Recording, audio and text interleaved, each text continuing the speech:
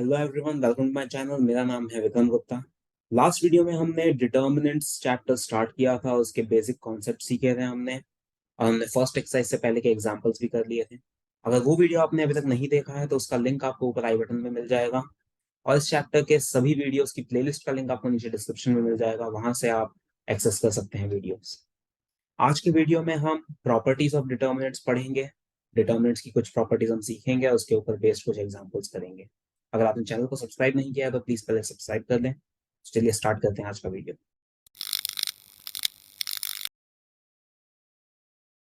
तो first property हम देखते हैं। फर्स्ट प्रॉपर्टी ऐसा कहती है कि अगर किसी भी डिटर्मिनेंट में हम रोज और कॉलम्स को इंटरचेंज कर देते हैं तो उससे डिटर्मिनेंट की वैल्यू चेंज नहीं होती। इसी को हम ट्रांसपोज कहते थे मैट्रिसेस में। जो हमने मैट्रिक्स चैप्टर सीखा था उसमें मैंने ट्रांसपोज बताया था। वो वीडियो आपने अगर नहीं देखा है तो उसका लिंक आपको ऊपर आई बटन में मिल जाएगा, वहां से आप उस वीडियो को देख सकते हैं कि ट्रांसपोज कैसे निकाला जाता है। तो ये प्रॉपर्टी ऐसा कहती है कि किसी भी डिटर्मिनेंट का अगर हम ट्रांसपोज ले लेते हैं तो उससे डिटर्मिनेंट की वैल्यू चेंज नहीं होती, डिटर्मिनेंट की वैल्यू सेम रहती है। तो ये प्रॉपर्टी मैं लिख देता हूँ। तो ये प्रॉपर्टी है, if the rows and columns of a determinant are interchanged then the value of determinant remains same. अगर हम रोज और कॉलम्स को इंटरचेंज करते हैं, मतलब ट्रांसपोज लेते हैं, तो डिटर्मिनेंट की वैल्यू सेम रहती है। इसका मैं एक एग्जांपल अगर लेकर बताऊं, अगर ये एक डिटर्मिनेंट है, अब इसमें अगर मैं रोज और कॉलम्स को इंटरचेंज कर देता हूं, मतलब मैं इसका ट्रांसपोज ले लेता हूं, तो ये डिटर्मिनेंट ऐसा हो जाएगा, फर्स्ट रो बन जाएगा फर्स्ट कॉलम, सेकेंड रो बन जाएगा सेकेंड कॉलम, और थर्ड रो बन जाएगा थर्ड कॉलम। तो इन दोनों डिटर्मिनेंट की वैल्यू जब आप निकालेंगे तो वो वैल्यू सेम आएगी। यही ये प्रॉपर्टी कहती है कि डिटर्मिनेंट की वैल्यू चेंज नहीं होती, आप ट्रांसपोज ले लेते हैं फिर भी। तो ये है फर्स्ट प्रॉपर्टी। हम इसके ऊपर एक क्वेश्चन करके देखते हैं, कि एग्जाम्पल करते हैं। एग्जाम्पल नंबर 6 इसी के ऊपर बेस्ड है। तो पहले हम एग्जाम्पल 6 कर लेते हैं। तो इसमें हमें फर्स्ट प्रॉपर्टी वेरीफाई करने के लिए कहा है इस डिटर्मिनेंट में। तो सबसे पहले हम इस डिटर्मिनेंट की वैल्यू निकाल लेते हैं। किसी भी रो या कॉलम के थ्रू हम निकाल सकते हैं। मैं अभी यहाँ पर सेकेंड रो के अलोंग एक्सपांड कर रहा हूँ, क्योंकि उसमें एक जीरो है।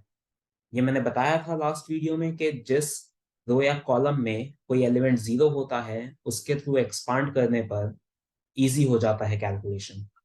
तो हम यहाँ पर लिखेंगे एक्सपांडिंग अलोंग R2। तो पहले हम R2 के एलिमेंट्स को लिख लेते हैं, 6, 0 और 4। अब 6 के साथ हम 6 का रो और कॉलम अगर कैंसिल करते हैं तो ये जो चार एलिमेंट बचेंगे वो हम 6 के साथ लिखेंगे। जीरो के साथ जीरो का रो और कॉलम कैंसिल करते हैं तो बाकी के चार एलिमेंट हम जीरो के साथ लिखेंगे। और फोर का रो और कॉलम कैंसिल करते हैं तो बाकी के चार एलिमेंट हम फोर के साथ लिखेंगे। अब इसकी हमें बीच में साइन लगानी है, तो वो भी हमने सीखा था लास्ट वीडियो में। वो साइन हम कैसे डिसाइड करते हैं। तो ये 6 की पोजीशन है A21, तो इसका I+J आएगा 3। ऑड आ रहा है इसलिए साइन हो जाएगी नेगेटिव। जीरो की पोजीशन है A22, इसका I+J आएगा 4 विच इज इवन। इवन है तो साइन पॉजिटिव रहेगी। और 4 की पोजीशन है A23, इसका I+J आ रहा है 5, जो ऑड है इसलिए साइन नेगेटिव रहेगी। तो ये हमने साइन लगा ली। अब हम इसको सॉल्व कर लेते हैं। -6 इंटू 2 × 2 का डिटर्मिनेंट सॉल्व करना भी हमने सीखा था। -3 इंटू -7 21, 5 इंटू 5 25। ये तो पूरा एलिमेंट जीरो हो जाएगा, क्योंकि यहाँ पर जीरो है तो जीरो इंटू एनीथिंग जीरो होता है। यहाँ पर 4 इंटू ये मल्टीप्लाई होगा तो 10 माइनस -3। पहले ये मल्टीप्लाई करेंगे फिर ये मल्टीप्लाई करेंगे और बीच में नेगेटिव साइन। ये सब हमने डिटेल में सीखा था लास्ट वीडियो में, तो वो वीडियो आप देख सकते हैं, तो आपको ये इजीली समझ आ जाएगा। ये -4, ये तो जीरो हो गया, और ये थर्ड टर्म हो जाएगा 4 इंटू 13।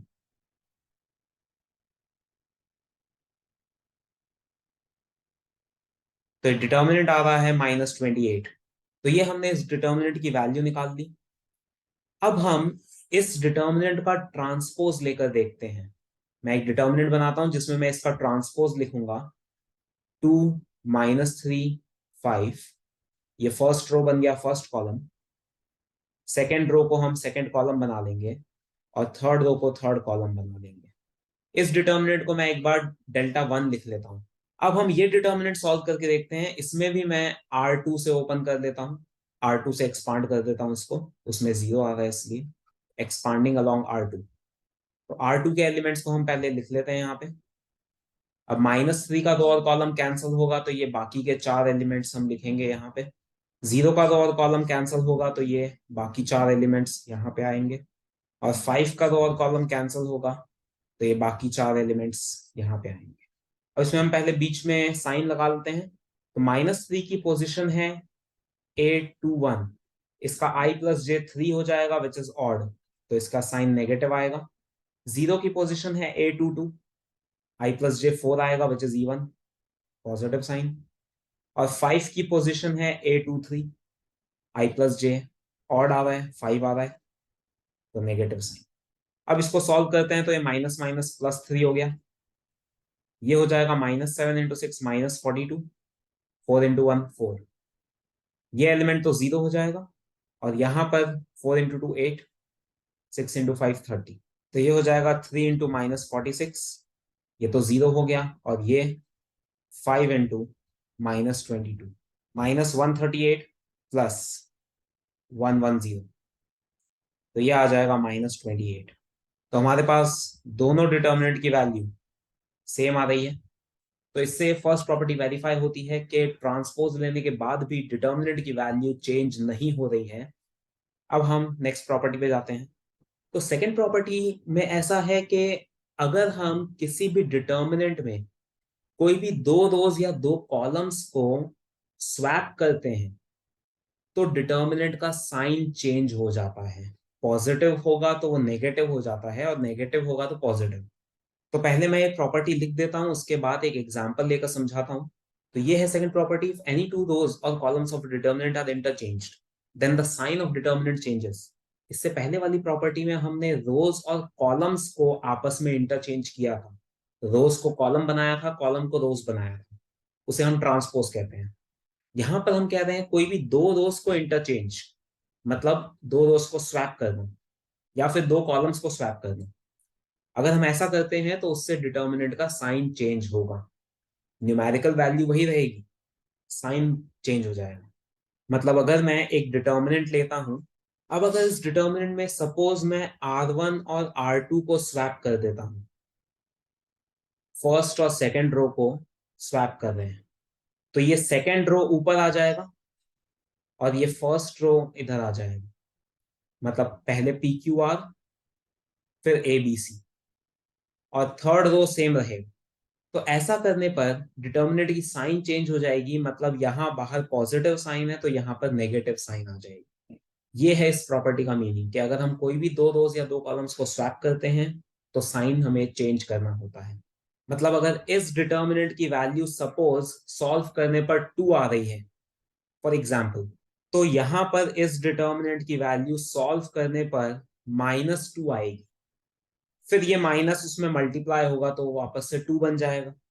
तो बस यही है इस प्रॉपर्टी में कि जब भी हम दो रोज या दो कॉलम्स को स्वैप करेंगे तो उस डिटर्मिनेंट की साइन चेंज होगी, इसलिए हम बाहर एक माइनस लगा लेते हैं। तो अगर मैं अब इसमें फिर से एक बार स्वैप करता हूं, सपोज इस बार मैं कॉलम्स को स्वैप करता हूं, C1 और C3 को। फर्स्ट और थर्ड कॉलम को अगर मैं स्वैप करूंगा तो ये ऐसा बन जाएगा, ये फर्स्ट कॉलम और ये थर्ड कॉलम इंटरचेंज हो जाएंगे। तो ये थर्ड कॉलम यहां आ जाएगा, सेकेंड कॉलम सेम रहेगा और ये फर्स्ट कॉलम इधर आ जाएगा। तो ये मैंने फिर से कॉलम स्वैप किए इस बार। तो हम एक और माइनस बाहर लगाएंगे, ऑलरेडी एक माइनस तो था बाहर, ये वाला माइनस। अब हम एक और माइनस बाहर लगाएंगे क्योंकि हमने फिर से एक बार स्वैपिंग किया है। जितनी बार आप स्वैपिंग करेंगे उतनी बार माइनस साइन लगाना है। तो ये वापस से माइनस माइनस प्लस हो जाएगा। तो अब इसका साइन फिर से पॉजिटिव हो गया। जितनी बार स्वैप करेंगे उतनी बार साइन चेंज करना है। तो हमने एक बार स्वैप किया तो हमने एक बार माइनस लगाया, दूसरी बार स्वैप किया तो दूसरी बार माइनस लगाया, तो वापस से वो प्लस हो गया। मतलब इसका आंसर अगर 2 आ रहा है तो इसका आंसर -2 आएगा और फिर इसका आंसर वापस से 2 आ जाए। तो बेसिकली हर बार डिटर्मिनेंट की वैल्यू तो सेम ही आ रही है। यहाँ पे भी -2 और ये माइनस मल्टीप्लाई होके +2 बन जाएंगे और यहाँ पर भी डिटर्मिनेंट की वैल्यू वही आ रही है। तो हर पॉइंट पे डिटर्मिनेंट का आंसर तो सेम ही आएगा, लेकिन ये वाला जो पार्ट होता है इसकी साइन चेंज होती जाएगी। ये है इस प्रॉपर्टी का मीनिंग। तो अब हम इसको एक एग्जाम्पल के थ्रू समझते हैं। एक न्यूमेरिकल वैल्यूज लेकर मैं एग्जाम्पल लेता हूं, एग्जाम्पल नंबर 7 एनसीईआरटी का। 7th एग्जाम्पल में हमें ये डिटर्मिनेंट दिया है और इसमें हमें प्रॉपर्टी 2 वेरीफाई करनी है, सेकंड प्रॉपर्टी। तो अब सेकंड प्रॉपर्टी वेरीफाई करने के लिए हम सबसे पहले इस डिटर्मिनेंट की वैल्यू निकालेंगे और फिर हम इसमें कोई भी रो या कॉलम को इंटरचेंज करके वैल्यू निकालेंगे। तो दोनों में साइन का डिफरेंस आएगा। देखें, अगर मैं इस डिटर्मिनेंट की वैल्यू निकालूं, अब ये डिटर्मिनेंट वही है जो हमें एग्जाम्पल नंबर 6 में दिया था। देखें आप, एग्जाम्पल 6 का ये जो डिटर्मिनेंट है ये सारी वैल्यू सेम है एग्जाम्पल 7 में। तो इसलिए यहां पर मैं फिर से सॉल्व करने की जगह डायरेक्टली वहां से वैल्यू लिख रहा हूं। इस डिटर्मिनेंट की वैल्यू आई थी हमारे पास -28, तो वो वैल्यू मैं डायरेक्टली यहां पर लिख देता हूं। इसकी वैल्यू -28 आएगी। वो हम ऑलरेडी सॉल्व कर चुके हैं, इसलिए मैं इसको वापस से सॉल्व नहीं कर रहा हूं। अब हम इसमें प्रॉपर्टी लगाते हैं। अगर मैं इस डिटर्मिनेंट में कोई भी दो रोज को स्वैप करता हूं, सपोज मैं R1 और R2 को स्वैप कर लेता हूं, तो अब जो डिटर्मिनेंट आएगा उसको मैं डेल्टा 1 कह रहा हूं। R1 और R2 स्वैप करने के बाद जो डिटर्मिनेंट आएगा उसको मैं डेल्टा 1 कहता हूं। तो ये मैंने R1 R2 स्वैप कर दिए।